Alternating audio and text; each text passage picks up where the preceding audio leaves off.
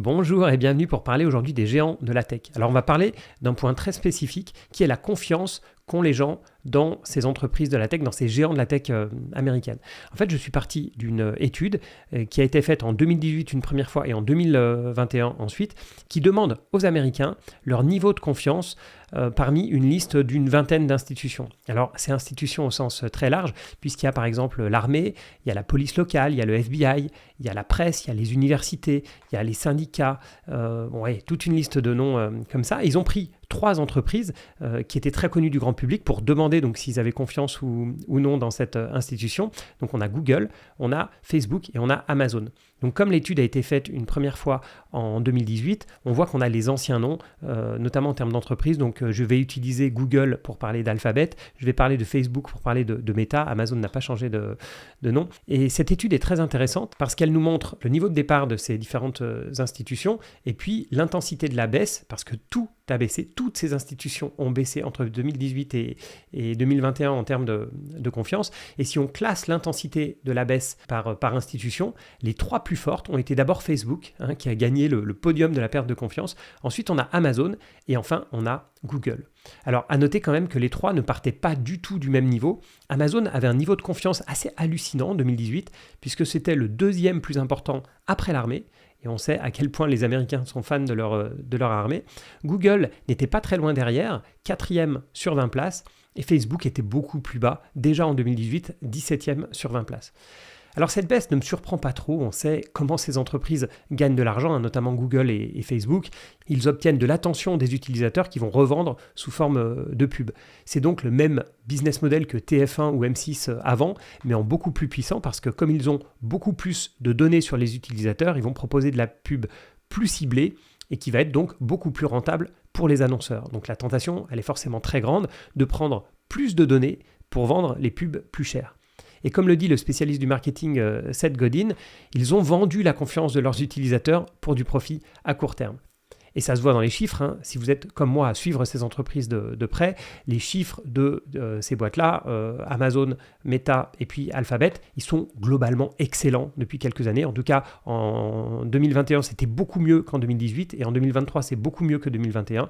Donc ces entreprises, elles gagnent beaucoup d'argent avec les données de leurs utilisateurs et année après année, ils ont de moins en moins de limites dans l'utilisation de ces données, ce qui peut expliquer en grande partie la perte de confiance. En tant qu'investisseur, j'ai 2 sentiments. En fait, je dis en tant qu'investisseur, mais plus que ça, en tant qu'actionnaire, puisqu'il se trouve que je suis actionnaire de ces 3 boîtes.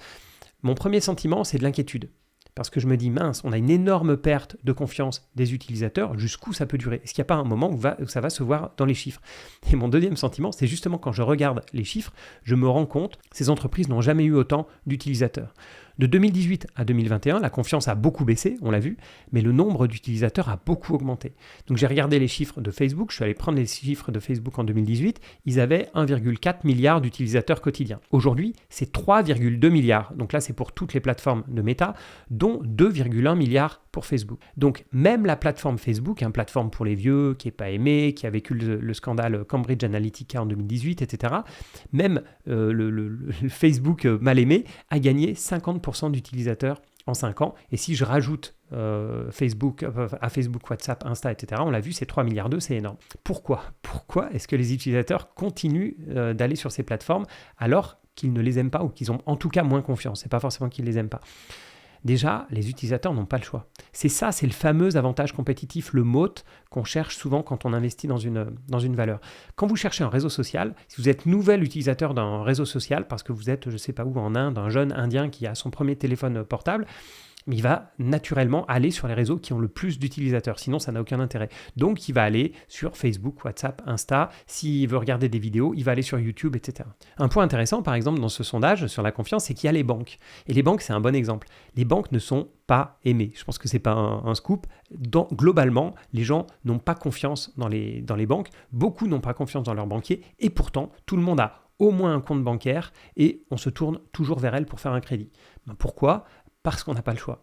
Alors oui, on peut les contourner. On va acheter des ETF au lieu d'acheter des fonds de placement parce que il y a moins de frais et puis les performances sont pas moins bonnes, etc. On va ouvrir un compte dans une néobanque, par exemple. Moi, le premier, j'ai des comptes dans des néobanques. Si on a une grosse transaction de change, on va passer par des sites internet spécialisés, etc.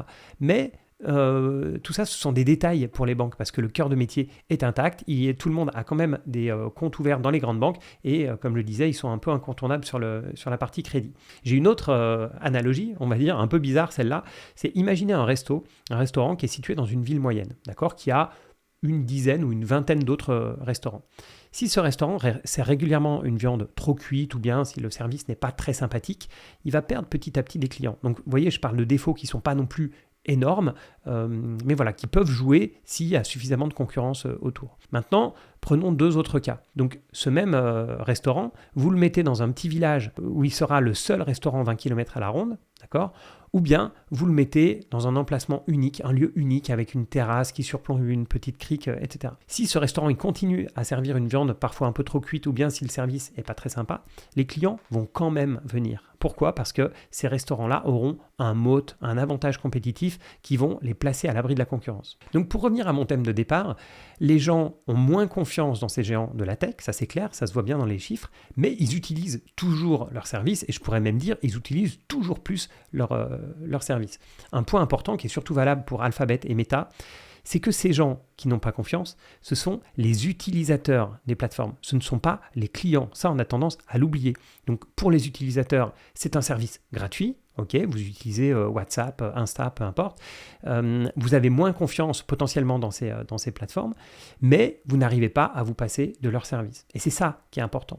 En fait, ce qui est réellement important pour ces boîtes, ce sont les clients, c'est-à-dire les entreprises qui vont acheter de la pub sur ces plateformes, ou bien pour Amazon, ça va être ceux qui achètent des produits ou bien qui utilisent le cloud d'Amazon. Ce sont eux qui font le chiffre d'affaires. Donc tant que les clients gardent la confiance, pas de problème. Et il se trouve que les clients n'ont jamais autant acheté sur ces plateformes.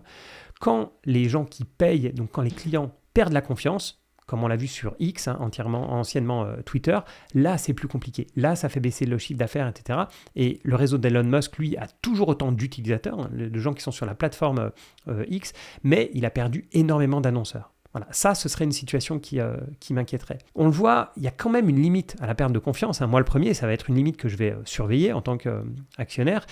On voit que la marque Facebook se rapproche de cette limite. La confiance, elle commence vraiment à être très mauvaise sur la partie Facebook. Mais heureusement pour Meta, je ne suis pas sûr que tout le monde associe Instagram et WhatsApp à Facebook. Donc autant je pense que Facebook a un gros problème de confiance, autant je ne suis pas sûr que ça rejaillisse sur Meta et sur Insta et WhatsApp. Donc Twitter, c'est ça qui est marrant, enfin Twitter ou X si vous voulez maintenant, est entré dans le classement en 2021 et était déjà au fond du trou en termes de confiance, donc j'ose même pas imaginer aujourd'hui.